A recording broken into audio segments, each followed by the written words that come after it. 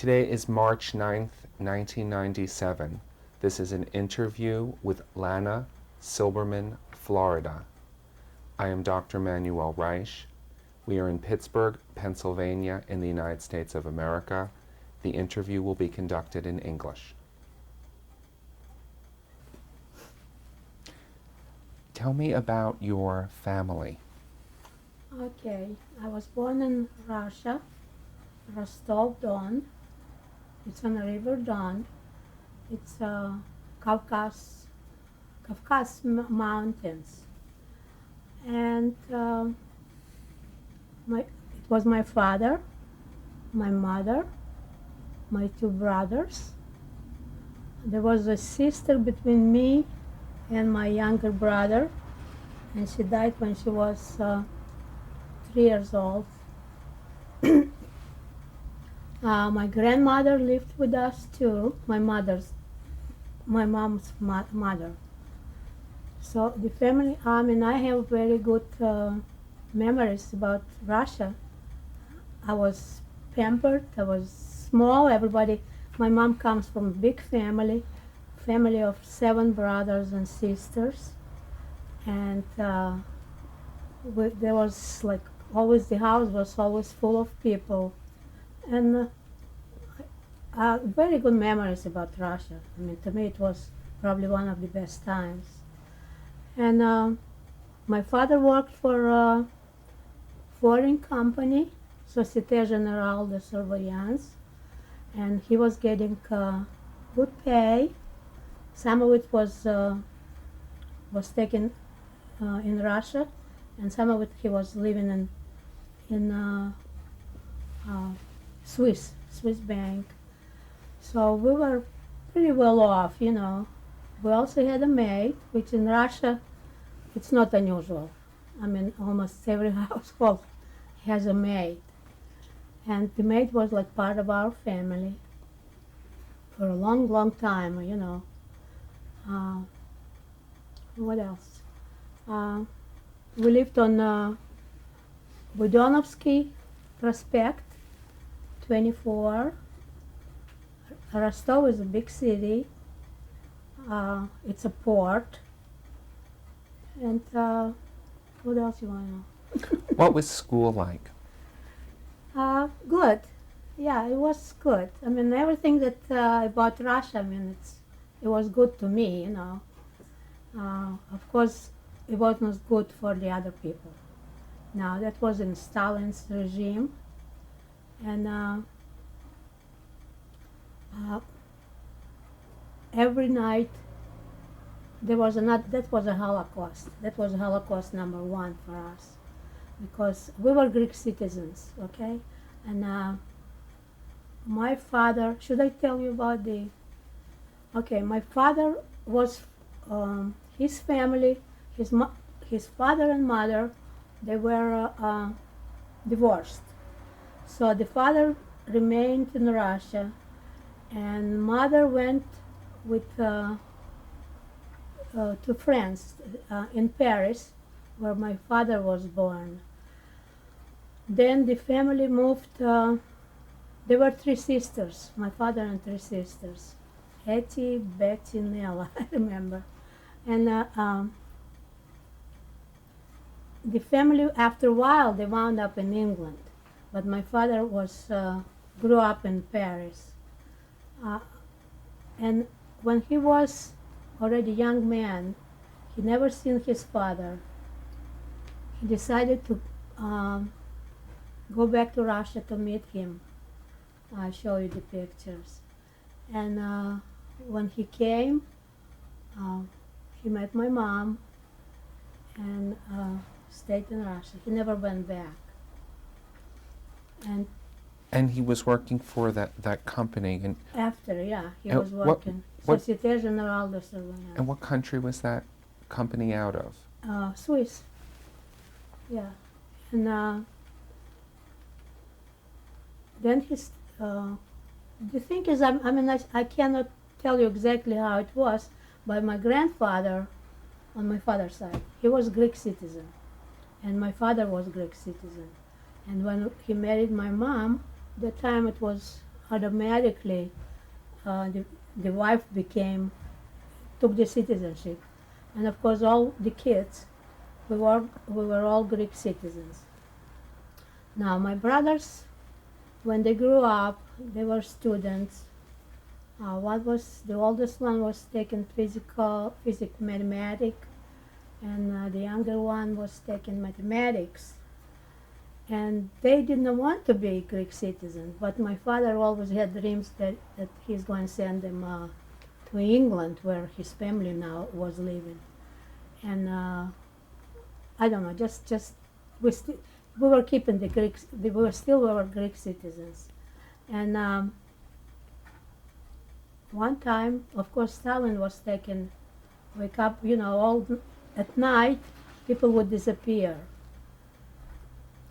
But we're going to talk about that, but All right. let's go back to some more memories of school and family life, memories about your neighborhood, home life, Jewish life in the town of Rostov-Don. There was not too much Jewish life because we were in Soviet Union, and of course the kids, we grew up with, in Soviet country, that where there was not too much religion. My mom was more from the family, religious family, but not our family. We were Jewish, we knew that, but we were Russian Jewish. What else? Any other memories about just the type of life you led? Holidays or regular days? Just Okay. a picture of the type of life in life a is- routine day. All right. I remember the birthdays because May 1st is my birthday. And it's in Russia, it's a big, big 3 days holiday. Everybody's marching whether they want it or not. Everybody's singing whether they want it or not. But we had like 2 parties. One was for the kids during daytime, and there were lots of cousins, lots of kids, And evening was for the grown-ups. And I remember big, big family. As I said, my mom was from family of 7. So it was a big, big, good time holiday, good memories about that. School was nice, very, very nice. I don't remember too well, it's not very clear to me because as I speak, some faces are not there, of course. So I don't know. It was a happy time. I had grandmother. We had a pretty nice apartment. Nothing to brag about, in comparison with the American, but it was pretty nice. And we were building another room because my grandmother was with us. And everything was going okay. Of course, meanwhile, I still have to go back to Stalin. Meanwhile, the Stalin would wake up in the morning, and they called it a black crow, the wagon. Would go all night, and people would disappear. In the morning, this was gone, and this one was gone, with no reason at all. And my uncle was working. He was a doctor, gynecologist, and he disappeared. They came in the hospital and took him from the hospital. He was not even. He was a Russian citizen, everything, but he just disappeared. This is like people were disappearing in the morning. This one was gone and this one was gone. And one night, we heard a knock at the door, and came the KGB and started ransacking our house, and they took my father that night. And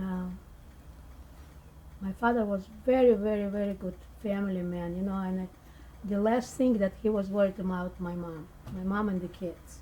That was his, and the last words he says, I will see you probably in Greece, because being foreign citizen, when he never thought that they can do anything, you know.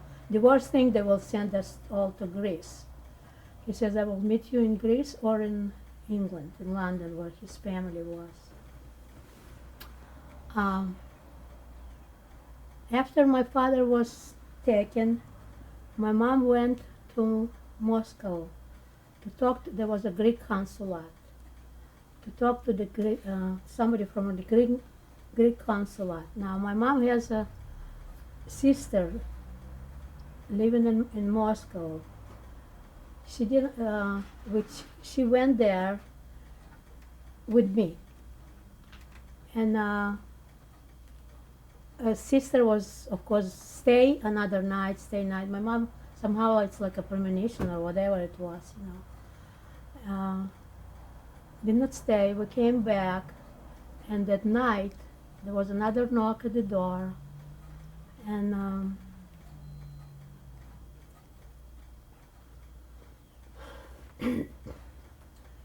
same thing. They ransacked the house and took my two brothers. That was the last I've seen of them. Now, how stupid it was. I had school books, you know, and you know, sometimes you doodle, and there was a portrait of Stalin in that book, and somehow I poked the, like around his face or portrait, I poked the, like a wall, you know, like a doodle, not his eyes out or anything, just a frame, you know, just a frame. That was, I mean, who did that? I mean, like it was some kind of a horrible thing, you know. Who did that to our Stalin, you know? I said, I did that, you know. And I was a little kid, you know, and it's a big deal. There's grown-up people that was such a horror. I remember that. How old were you? I was about 8, 9 years old. Yeah, so never forget that. You know, it was like, you're going to shoot me. Okay, that was after they took my family. They put us in a kitchen, like in that room that we built, not kitchen, it was another. Me, my mom, and my grandmother. And they moved the KGB family in our apartment. And I remember he had wife and the kids. I don't remember his face. And he had a big party, big with music and dancing, and of course we are all, my mom and my grandmother and me were hysterical, crying, and you could hear them drinking to the new boss, you know, and big loud party. Now, we were about several months like that, and then we were sent to Greece.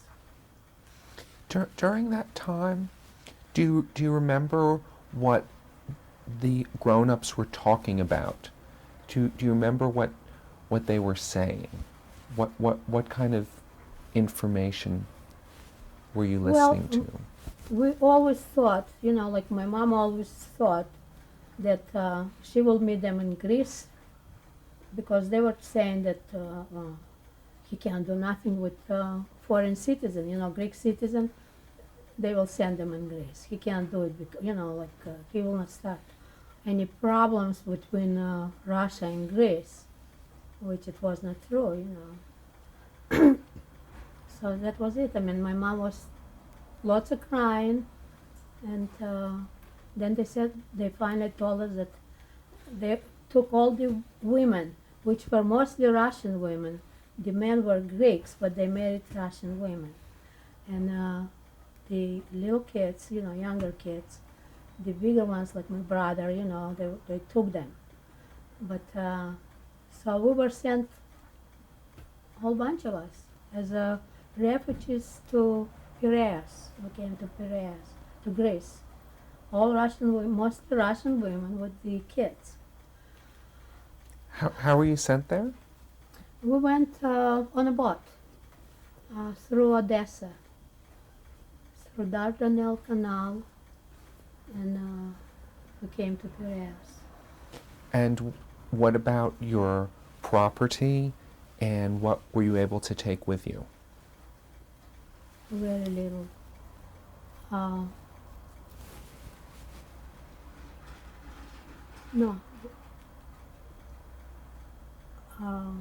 They took all our, just the furniture, everything was gone, and we took just little suitcases.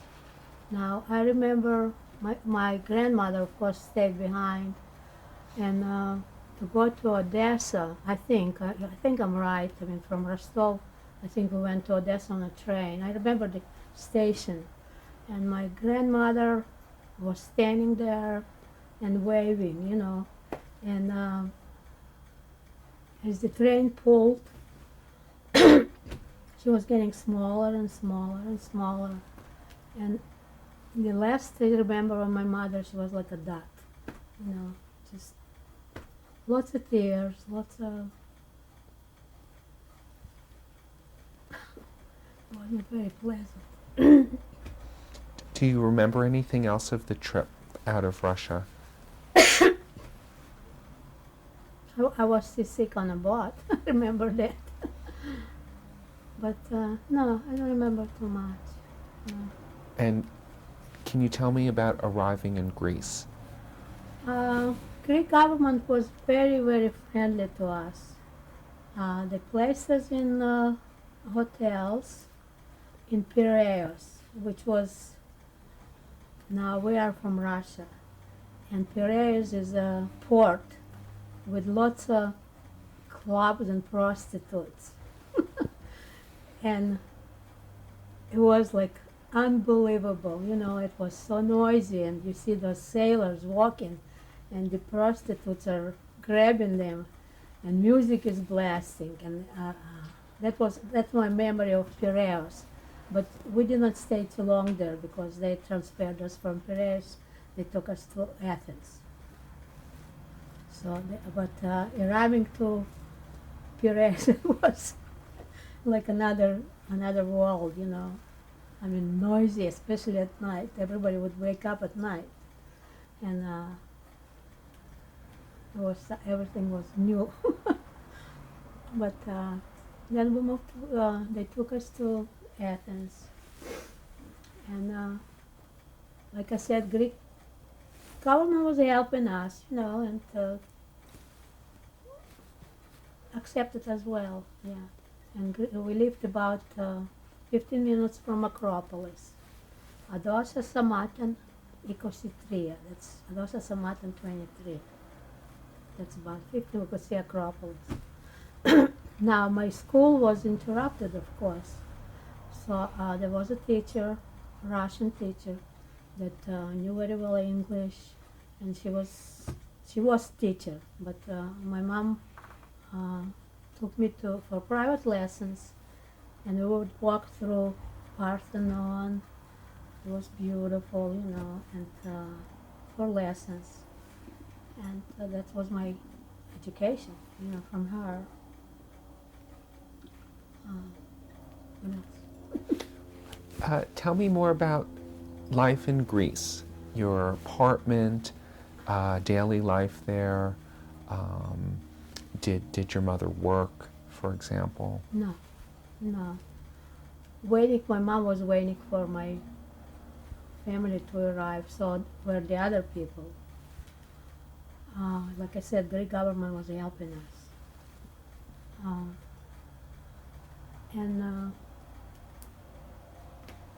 some people were working. And Greece was nice, very beautiful, and people were wonderful. Do you remember what people would be talking about? What the people from Russia would be talking about? Do you remember what you would overhear the grown-ups discussing? Talking mostly about their families to come and join us, you know. And of course, the more time went, the more time it was more tears, because I think they realized that I don't think they will be coming, you know. And some people, I remember one woman, she had her son with her because he was schizophrenic, and she had her daughter married in Russia. So she was always hysterical, you know, like her husband was taken by Stalin. I mean, that was not very happy group of people, you know. And